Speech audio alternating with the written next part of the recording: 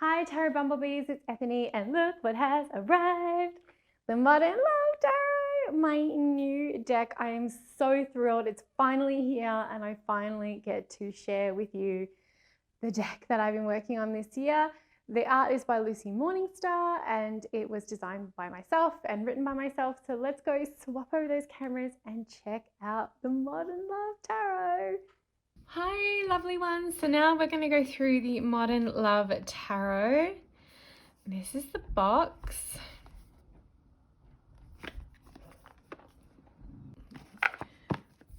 It's got a nice, what's it called? Ah, don't fall. And of course it fell. It has a nice heavy magnet. So that's the box.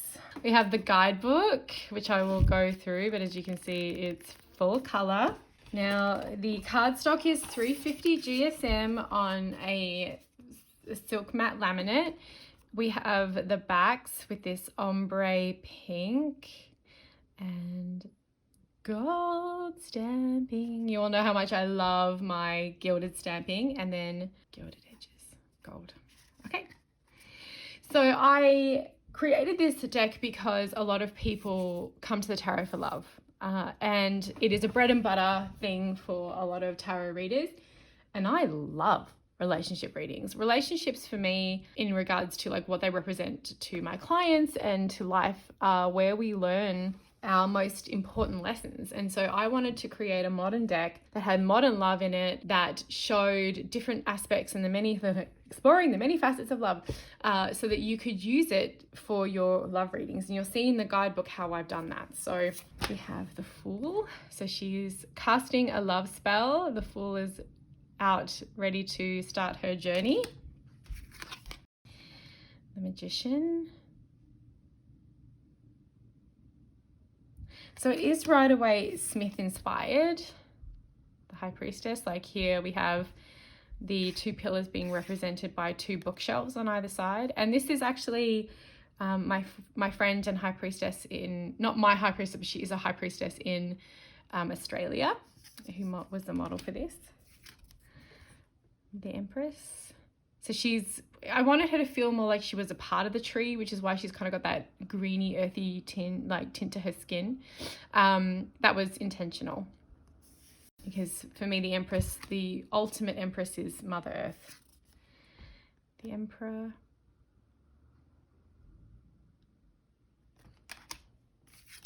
The Hierophant. So she was designed to be a priestess of Hathor. Now the artwork has been lovingly and so extraordinarily brought to life by Lucy Morningstar. I forgot to say that right at the beginning. I met her through Teresa Reed, and I saw that they were doing a deck together and we connected, and I hired her as the artist. I sketched poorly what I wanted, what symbols and colors and backgrounds and but she helped bring the vision come to life because I can't paint for anything. So the Lovers. And Lucy did such an amazing job. Chariot.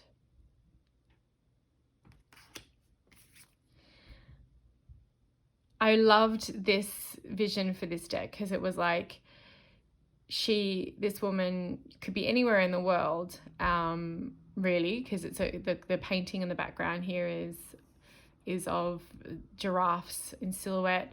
But no matter where she goes in the world, she still has the strength of her ancestors and who she is and her lineage and her home. Yeah, no matter where she is in the world. I think a lot of us can relate to that if we're not living in the countries that we come from. The Hermit. Wheel of Fortune.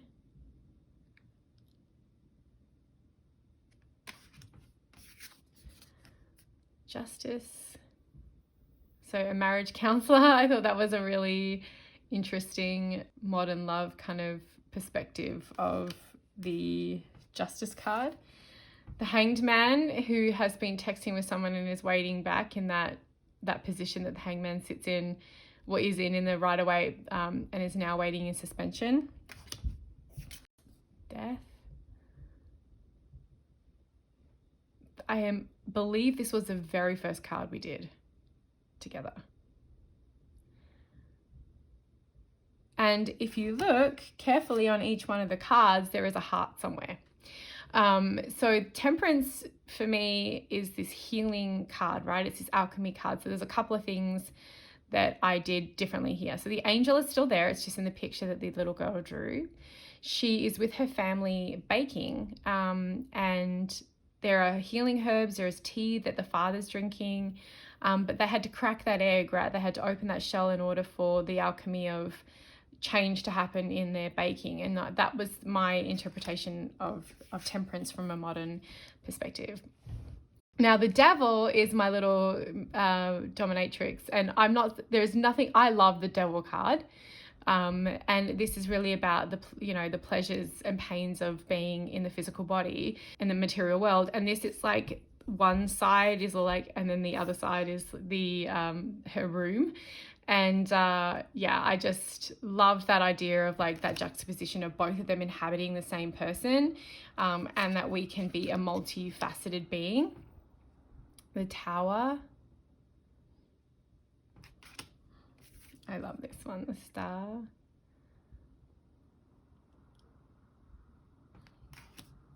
The Moon.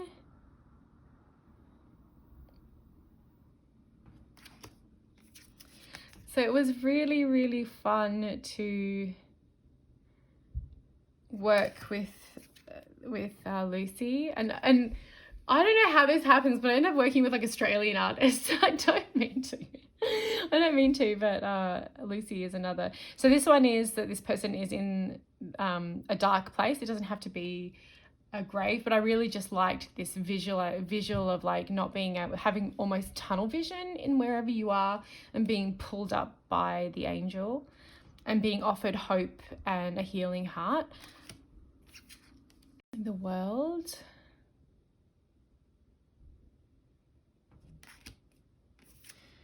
So the Suit of the Wands. So these two have just met each other and they're exchanging numbers.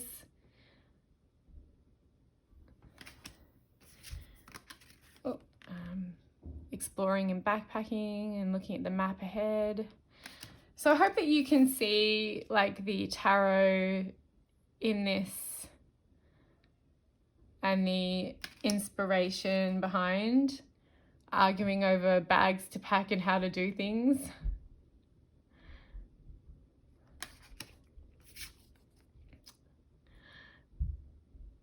Because I love so much and I love readings, this was a real pleasure to bring to life. I really enjoyed the whole process and I'm so glad they're here. And I can't wait to read a lot with them. Any mother or parent or well-meaning auntie who's had to babysit a lot will know that feeling of just like, oh my gosh, I'm so tired.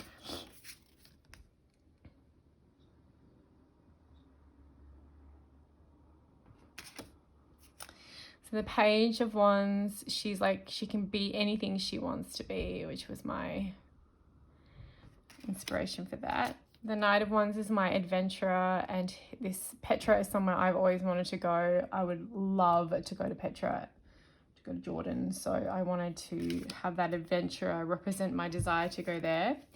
The Queen of Wands. Now the wand in this is actually the barbell. I know it's a little like, maybe not obvious, but I wanted her to lift heavy things. She's also, even though my sister is a Capricorn, she's a CrossFitter and Olympic lifter, and it was like I wanted to kind of give her a nod because she's pretty fierce. And the King of Wands. And now the Swords. Two of Swords. I feel like this is an extremely relatable card. Being on our phones and not actually turning towards each other and talking is something I think a lot of people can relate to.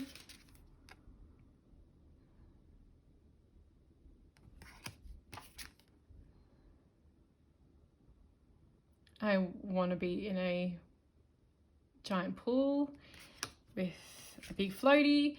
the Five of Swords. So this for me was like pretty obvious, like the swords are pointing on the kitchen table and the two kids are hiding away from the argument, and maybe the parents don't know that they can hear, but they can.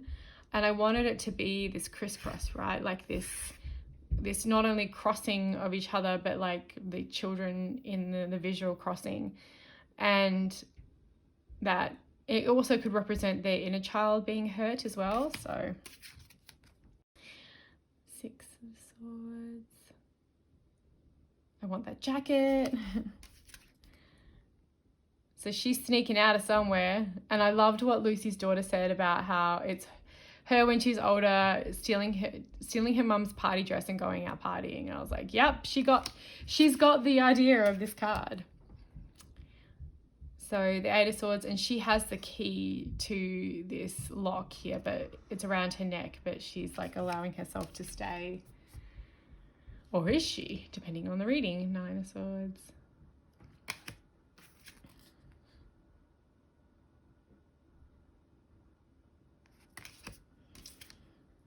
This was completely non-intentional, but he reminds me a little bit of my nephew, Vance. Page of Swords. Knight. So I still wanted there to be, you know, queens. I often think that the queen can be a bit of the queen of smoke and shadows, and that's what I wanted to represent here.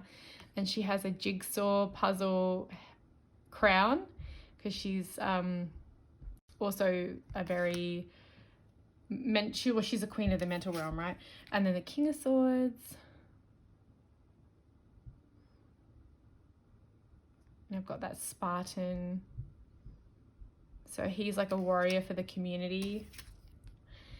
Okay, Ace of Cups. I love that Ace of Cups. It's a beautiful cup. Oh, my true love card. So I wanted my true love card to be about a couple who has been in love for a very long time, and they're sitting in a love seat and there's little lovebirds up in the thing. And I was just like, you know, that's goals. That's like life goals right there, is just finding someone that you still want to sit in a love seat with and have tea. Three of Cups. Yes. A love letter to all my burlesque friends, all of my performer friends. Yeah. The Four of Cups, just not being into the party.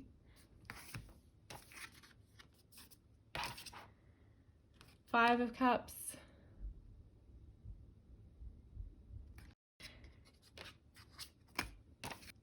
Six of Cups.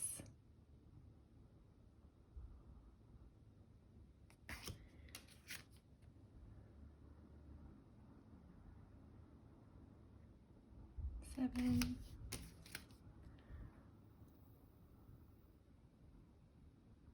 Oh, maybe this was the first card we did. This is she's packing up and leaving and moving out. I think this might have been the first card. Lucy will have to confirm that with me. It was a long time. Nine of Cups. 10. And this little page, Lucy said, reminded her of her kids. I really love that page. Knight of Cups. Queen.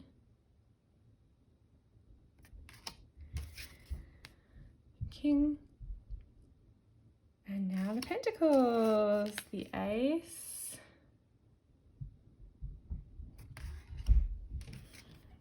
Two. I want that outfit and I kind of want that hair. Don't think I can pull it off.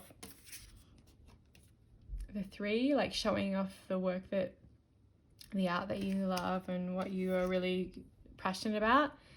The Four, unimpressed, you know, withholding and still having like the money on the mind and that sort of stuff, and that heart chakra, the body language and everything. This one was like she's been locked out of an institution that she really wants, and that's very much like that, and it's a church, so it's very much on that Rider-Waite-Smith 5 of Pentacles. Community coming together to share love and resources and knowledge in safe space. 7, 8. Yeah, so it's been these just arrived, and I'm they're all tipping over now. 10.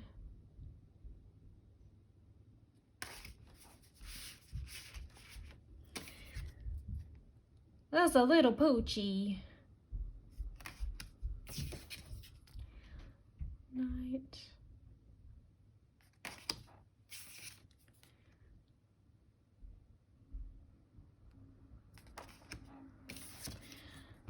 And the king. So those are the cards. I know a bunch of people have been asking for a walkthrough. And the card size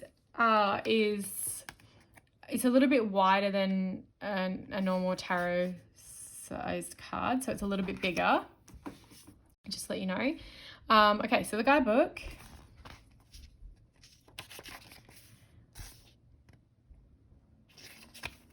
And the contents and where to find all of the cards really easily. Introduction.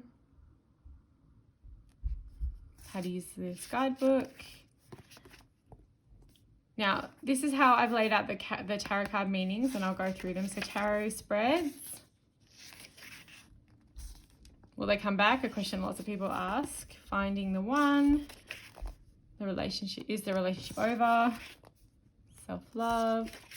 Okay, so this is a very thick guidebook. So do know that you are going to have to open it a bit to... like it's fine, like you can read it like this, to be honest, but I found that like opening it a little bit is a little bit easier. She's thick. We didn't realize how thick this was going to be, but it's okay. So we'll have a look at the Empress. And so we have the card, and then keywords, and then general love meaning. So this is just the general meaning of the card in love. If you're single and loving it, like if you just don't, like there are people who don't want relationships. Like if you're single and loving it, then that's for you. If you're ready for love or dating, this card meaning. If you're in a committed relationship, this is a card meaning. If you're in a struggling relationship, like you've hit the rocks or it's in a rut or whatever, and then if you're at the end of a relationship. So it's going to make it really easy for you to go to the cards and have a look at any of them for relationship readings and get a to the point meaning. No having to wonder, no having to like faff about, and again, like you just take this off as a jump off point. You don't have to agree with me. So each of the suits sectioned out, so you'll see we have a page for each, and then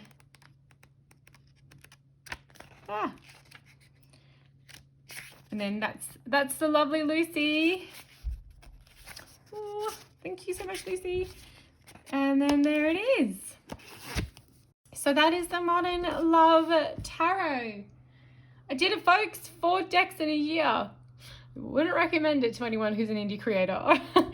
You can go and support myself and Lucy, because Lucy is an artistic partner in this, so she gets paid ongoing. So you can go and support us both by purchasing the deck, and it's on ethony.com and over on my Etsy. I hope you enjoyed watching this walkthrough, and thank you so much.